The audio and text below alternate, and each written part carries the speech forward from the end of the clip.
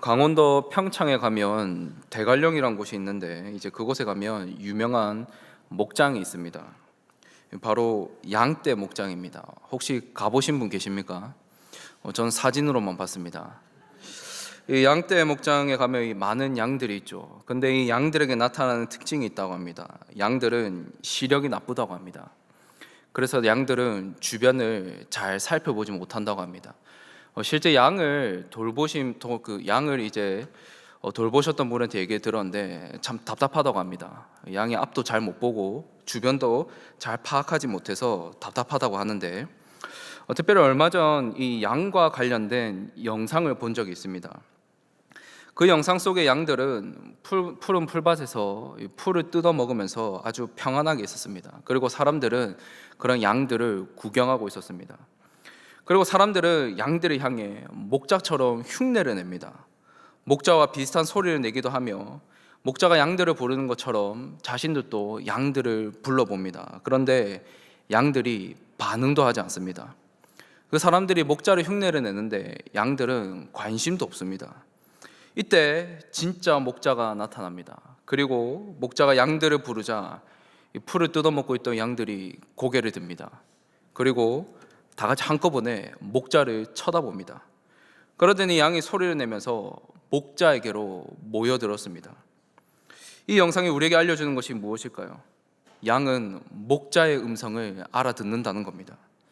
아무리 사람들이 목자를 흉내내더라도 양들은 목자의 음성만 알아듣고 목자에게만 반응을 한다는 겁니다. 이것이 가능한 이유가 무엇일까요? 양들은 목자를 신뢰하기 때문이죠.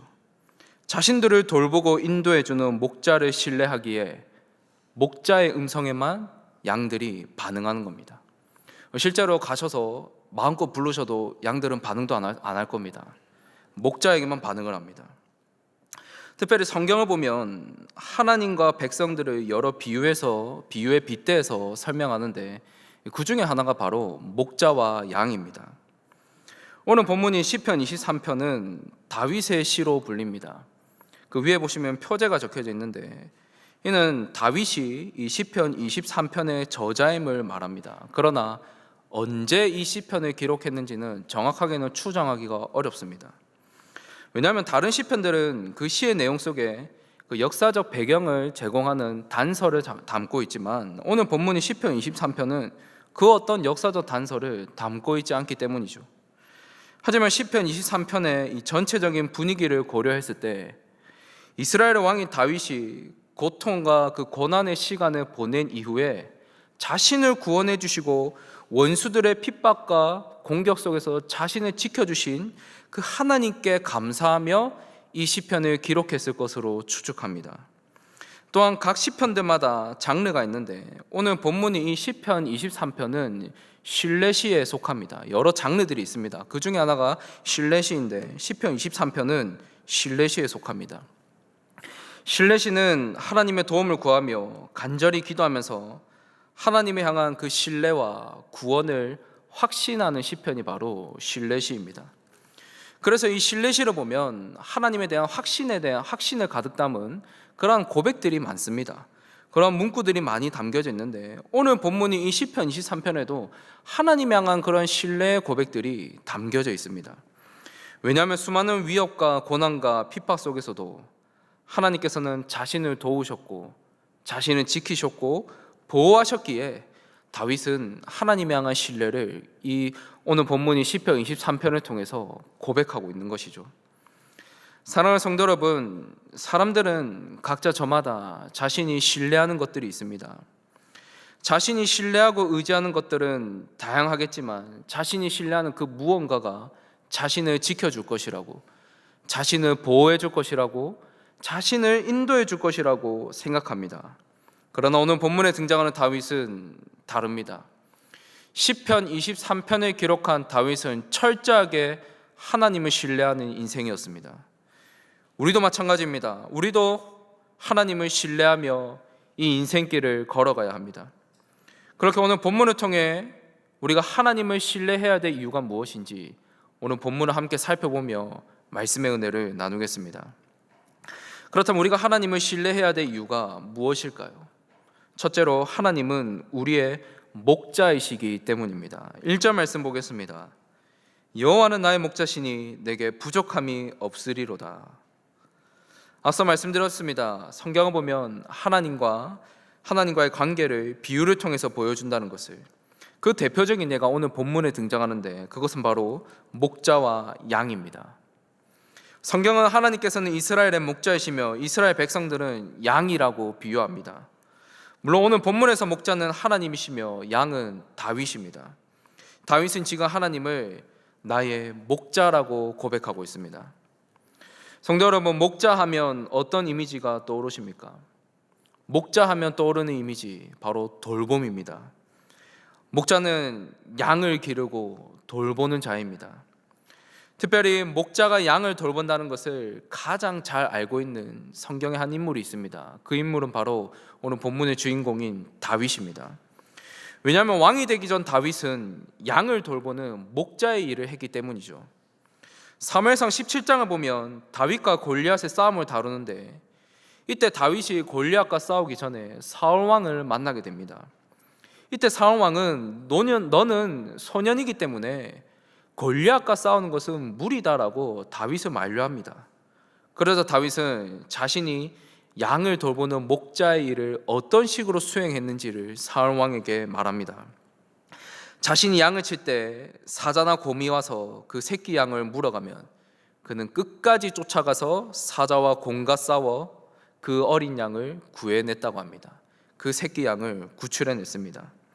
즉, 양 한 마리를 구해내기 위해서 자신의 목숨도 내어 던질 수 있었던 인물이 바로 다윗이었던 겁니다. 그는 그러한 목자였습니다. 자신의 양 한 마리 위해서 모든 걸 내어 던질 수 있는 목자. 그렇게 다윗은 양을 정말로 소중하게 여기는 그 목자의 마음을 그 누구보다 잘 알고 있는 인물입니다. 그런 목자의 마음을 아는 다윗이 여호와 하나님을 무엇이라고 고백합니까? 나의 목자라고 고백하고 있습니다. 그 누구보다 목자의 마음을 아는 다윗이 하나님은 나의 목자이십니다 라고 고백하고 있는 겁니다. 왜냐하면 하나님께서는 다윗을 정말로 소중하게 여겼기 때문이죠. 그가 인생의 환난과 공고와 힘겨운 상황 속에 처할지라도 하나님께서는 항상 목자와 같이 그를 돌보셨습니다. 자, 그런데 하나님은 나의 목자이십니다 라는 고백에는 또 다른 의미가 담겨져 있습니다. 그것은 하나님은 나의 왕이십니다 라는 고백이 담겨져 있습니다.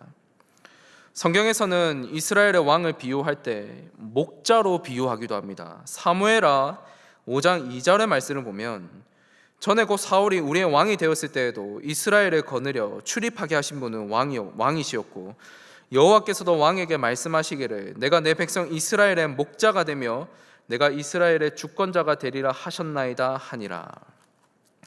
이 말씀은 다윗이 쫓기며 도망치던 삶을 청산하고 온 이스라엘의 왕으로 등극할 때 주어진 말씀입니다. 우리가 여기서 주목할 점은 왕인 다윗을 향해 이스라엘의 목자라고 표현하고 있다는 겁니다. 이는 왕이 곧 목자의 역할을 수행한다는 겁니다. 그런데 오늘 본문에서 다윗은 하나님 향해 무엇이라고 고백합니까? 하나님은 나의 목자라고 고백합니다. 그렇게 다윗이 하나님은 나의 목자입니다라는 이 고백에는 하나님만이 나의 왕이십니다, 하나님만이 이스라엘의 진정한 왕이십니다라는 그러한 고백이 담겨져 있습니다. 다윗은 나의 인생의 참된 목자, 나아가 이스라엘의 참된 목자는 여호와 하나님이시기에 하나님을 신뢰하는 그 신앙이 그 중심에 굳건히 서 있던 인물이 바로 다윗이었습니다. 자, 그런데 1절 하반절의 말씀을 보시면 여호와 하나님께서 나의 목자이시기에 나의 삶 속에는 부족함이 없습니다 라고 다윗이 고백하고 있는데, 그렇다면 구체적으로 왜 부족함이 없을까요? 2절의 말씀을 한번 보겠습니다. 그가 나를 푸른 풀밭에 누이시며 쉴만한 물가로 인도하시는도다. 목자 되신 하나님께서 자신의 양들을 부족함이 없도록 인도하시는데 하나님께서는 그를 푸른 풀밭과 쉴만한 물가로 인도하시기 때문입니다. 여기서 푸른 풀밭은 양들이 좋은 풀을 먹으며 그 평안함 속에 거할 수 있는 장소를 의미합니다. 그리고 쉴만한 물가는 잔잔한 물가로 양들이 편안하게 쉴 수 있는 것, 그리고 자신의 목마름을 채울 수 있는 그러한 장소를 의미합니다. 특별히 2절 하반절의 말씀을 보시면 여기서 인도하다라는 단어가 히브리어로 나할이라는 이 단어인데, 이 단어가 가진 의미가 있습니다. 이 단어는 하나님께서 연약한 자들을 돌보시며 그들을 안전하게 데려가신다라는 그러한 뜻이 담겨져 있습니다. 그렇게 다윗은 연약하고 약한 자신을 하나님께서 안전하게 인도하실 뿐만 아니라 결국 자신을 평안한 곳으로 하나님께서 인도하셨음을 고백하고 있는 겁니다. 이처럼 다윗은 목자이신 하나님께서 자신의 삶을 인도하셨다고 고백합니다. 편안하고 안전한 곳으로 인도하셨다고 고백합니다. 하지만 다윗만 이러한 고백을 한 것이 아닙니다. 다윗 외에도 한 개인이 하나님을 나의 목자입니다라고 고백한 또 다른 인물이 있습니다. 그 인물은 바로 야곱입니다. 창세기 48장 15절과 16절의 말씀을 보면 그가 요셉을 위하여 축복하여 이르되 내 조부 아브라함과 아버지 이삭이 섬기던 하나님, 나의 출생으로부터 지금까지 나를 기르신 하나님, 나를 모든 환난에서 건지신 여호와의 사자께서 이 아이들에게 복을 주시오며 이들로 내 이름과 내 조상 아브라함과 이삭의 이름으로 칭하게 하시오며 이들이 세상에서 번식되게 하시기를 원하나이다. 이 말씀은 야곱이 그 인생의 마지막에 이르렀을 때 야곱은 하나님을 나의 출생으로부터 지금까지 나를 기르신 하나님이라고 말하고 있습니다. 여기서 기르신 하나님이 이 목자라는 뜻을 가지고 있습니다. 그렇게 이 말씀에는 하나님께서는 나를 기르시는 목자이십니다라는 그러한 의미가 담겨져 있는 겁니다. 그렇다면 왜 하나님께서 자신을 돌보시는 목자라고 고백할까요? 그 말씀이 창세기 48장 16절 첫 서두에서 말하고 있습니다. 나를 모든 환난에서 건지셨기 때문입니다. 야곱이 어떠한 인생을 살았습니까? 그 또한 한때는 도망자의 삶을 살았습니다. 그 또한 한때는 자녀를 잃었다는 그 슬픔 속에 살았고, 그 또한 참으로 인생이 고단한 인생이었습니다. 그런 고단한 인생살이를 살아온 야곱이 어떠한 고백을 하고 있습니까? 하나님께서 나를 돌보셨습니다. 인생의 시련 속에서도 하나님을 바라본 인물 야곱, 그 말년의 고백은 하나님께서 나를 기르셨고 하나님께서 나를 인도하셨습니다 라는 그 고백인 겁니다. 사랑하는 성도 여러분, 우리는 지금 2024년의 마지막을 보내고 있습니다. 올 한 해 얼마나 다사다난했습니까? 돌아보면 참 많은 어려움들이 있었던 것 같습니다. 참 많이 인고하며 고난의 시간을 보내셨을 겁니다. 그럼에도 불구하고 우리가 오늘을 살아가는 것, 우리가 2024년에 지금 이 마지막 순간 속에 살아가고 있다는 것, 이 모든 것은 목자이신 하나님께서 우리를 돌보셨기 때문입니다. 우리가 알게 모르게 하나님께서는 부족함이 없도록 우리를 인도하셨고 우리를 돌보셨고, 오늘 지금 이 자리에 있기까지 목자이신 하나님께서 우리를 인도하셨습니다. 그렇게 오늘 말씀을 통해 올 한 해 나를 돌보시고 인도하시는 하나님, 지금까지 이 부족하고 약한 나를 기르시고 돌보시는 하나님, 그 하나님의 돌보심에 감사하는 시간이 되시기를 바랍니다. 그리고 앞으로도 나의 인생을 변함없이 부족함이 없도록 인도하실 그 여호와 하나님을 확신하시기를 바랍니다. 그래서 언제나 선한 목자 되신 하나님의 돌봄과 그 인도하심에 따라 살아가는 저와 여러분들 되시기를 주님의 이름으로 축원합니다. 또 그렇다면 우리가 하나님을 신뢰해야 될 이유가 무엇일까요? 둘째로 하나님께서는 우리를 의의 길로 인도하시기 때문입니다. 우리 오늘 본문 3절 말씀 한번 보겠습니다. 내 영혼을 소생시키시고 자기 이름을 위하여 의의 길로 인도하시는도다. 다윗은 하나님께서 자신을 의의 길로 인도하신다라고 말합니다. 이 의의 길은 의로운 길로서 바르고 올곧은 길, 그러니까 올바른 길을 의미하는 겁니다. 즉 하나님께서 기뻐하시는 올바른 길을 말하는데, 이 의로운 길을 하나님께서 인도하셨다는 겁니다. 특별히 이런 의로운 길을 걸어가는 사람에게 나타나는 특징이 있습니다. 그것은 그 어떤 고난이 있을지라도, 그 어떤 어려움이 있을지라도 하나님의 말씀대로 살아간다는 겁니다. 다윗의 인생이 그러하지 않습니까? 그는 끔찍한 고난을 겪었습니다. 우리가 잘 알고 있듯이 다윗은 너무나도 끔찍한 그러한 시련을 겪었습니다. 그러나 그는 그러한 상황 속에서도 하나님의 말씀대로 살고자 했습니다. 그것을 대표적으로 보여주는 사건이 있습니다. 그것은 다윗은 사울 왕에게 원수를 갚지 않았다는 겁니다. 사울이 다윗을 죽이려고 쫓아왔습니다. 도망치던 다윗은 엔게디에 있는 동굴에서 사울을 죽이고 원수를 갚을 수 있는 기회가 있었습니다. 그를 죽이면 이런 비참한 도망자의 삶을 청산할 수 있습니다. 끝낼 수 있습니다. 하지만 그는 여호와께서 기름 부으신 자를 죽이는 것은 하나님께서 금하셨다라고 말하면서 그 자리를 벗어납니다. 그리고 식광야에서 또다시 자신을 쫓아오는 사울을 죽일 수 있었습니다. 그러나 다윗은 또다시 여호와께 기름 부음 받은 자를 내가 죽일 수 없다라고 말하면서 돌아섰습니다. 즉 다윗은 원수를 갚을 수 있는 기회가 2번이나 있음에도 불구하고 그는 그렇게 하지 않았습니다. 그렇게 하지 않은 이유가 무엇입니까?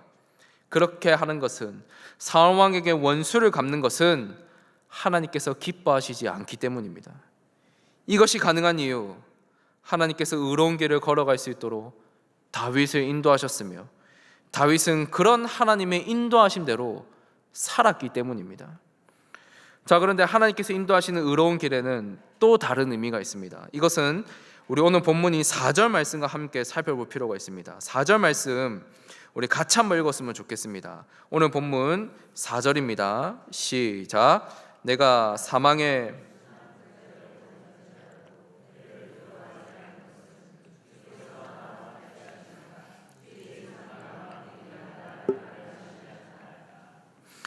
이 말씀은 의로운 길의 또 다른 의미로서 하나님께서 어떠한 상황 속에서도 나를 안전한 길로 인도하신다는 그런 의미를 담고 있습니다.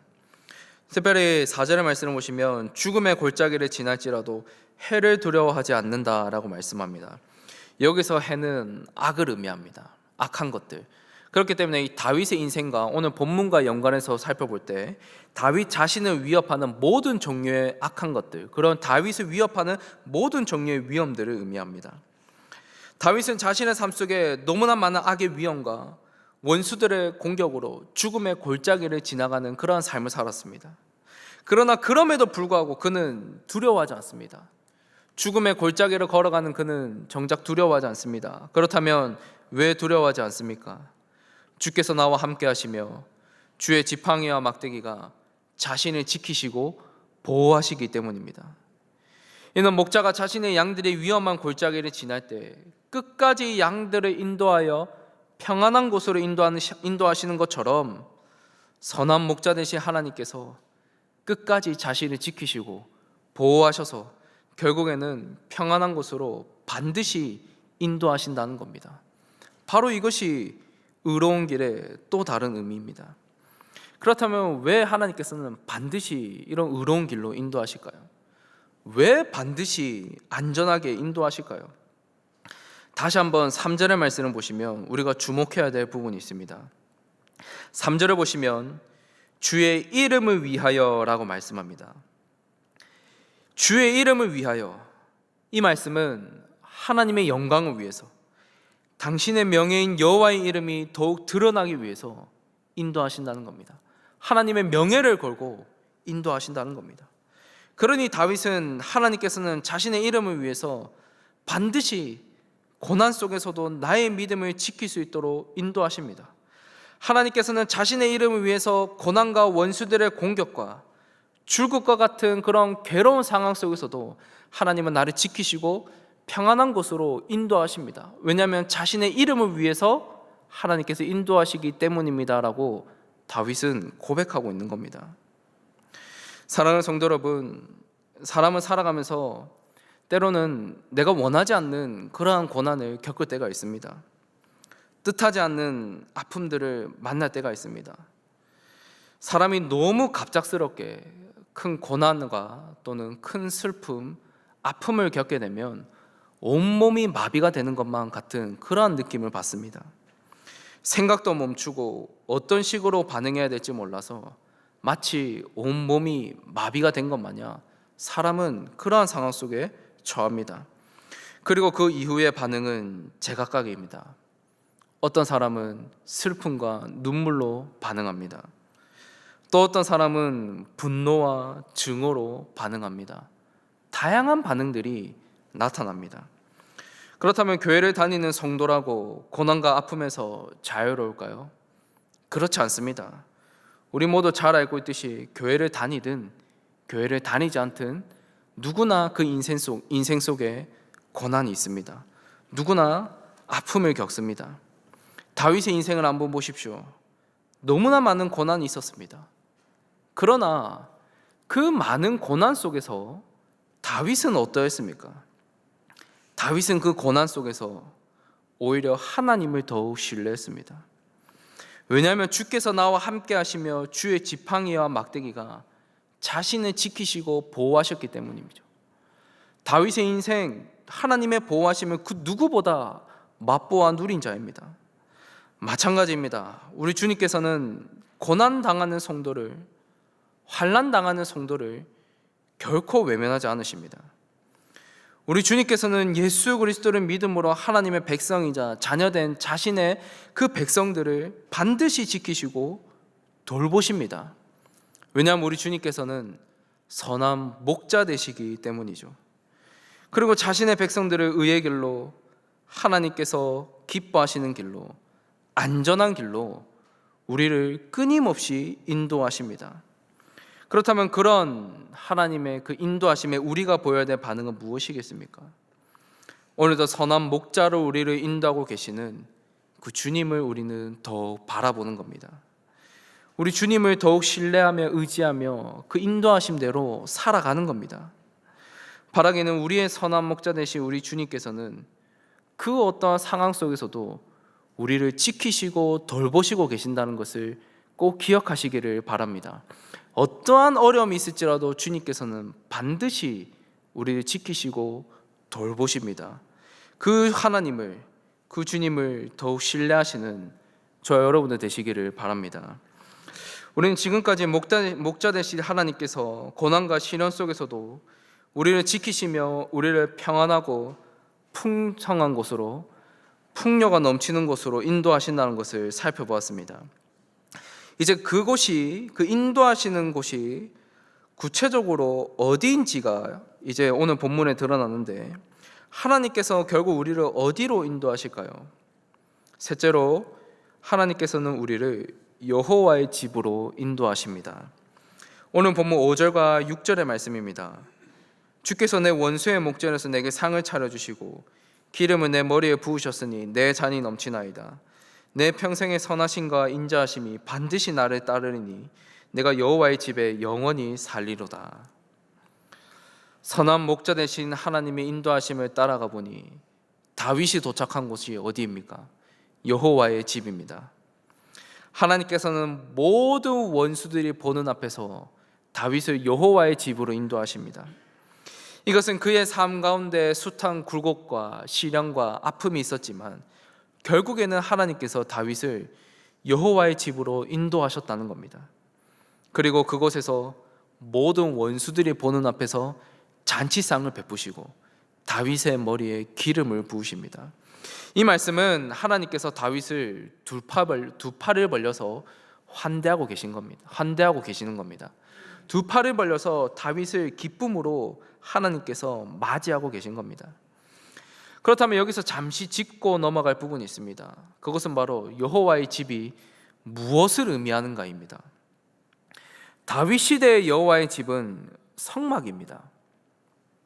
그리고 솔로몬 시대에는 성전이 여호와의 집입니다.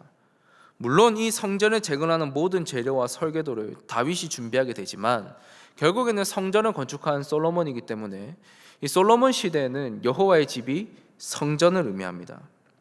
이 같은 여호와의 집인 성전이 상징적으로 보여주는 것이 있습니다. 그것은 바로 하나님의 임재입니다. 하나님의 임재.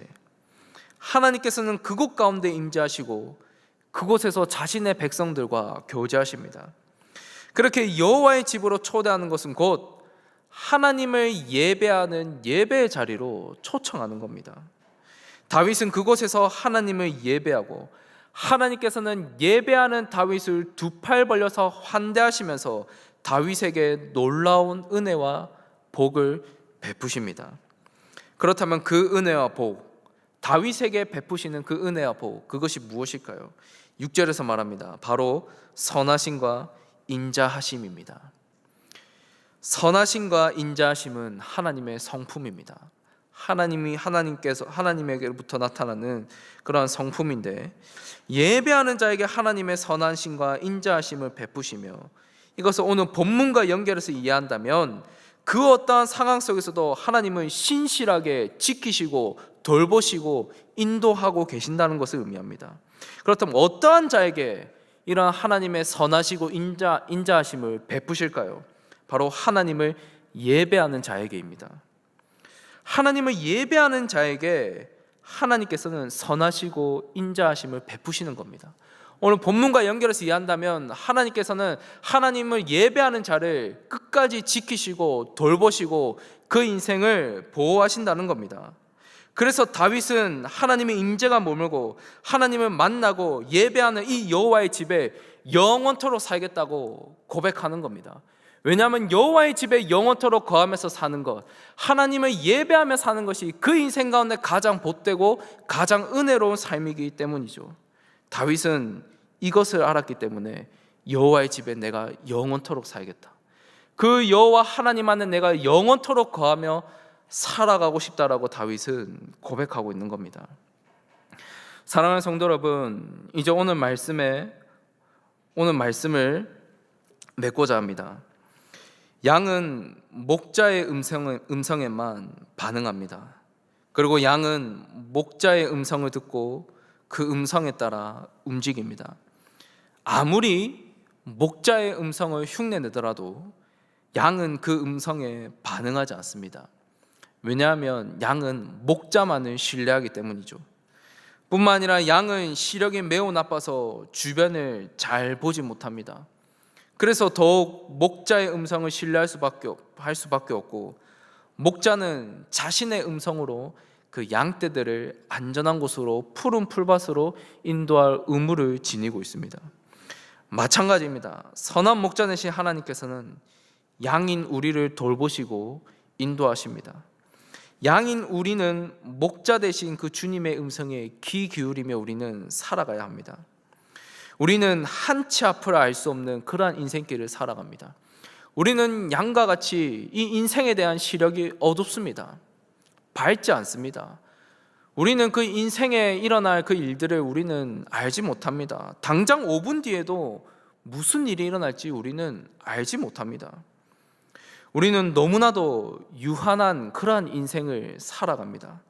그러나 그럼에도 불구하고, 한치 앞을 알 수 없는 이 인생길을 걸어가고 있음에도 불구하고, 당장 5분 뒤에 어떤 일이 일어날지도 모르는 이런 유약한 인생을 살아가고 있음에도 불구하고 우리가 두려워하지 않는 이유는, 그럼에도 우리가 확신하며 살아갈 수 있는 이유는 우리의 선한 목자 대신 우리 주님께서 우리를 인도하고 계시기 때문입니다.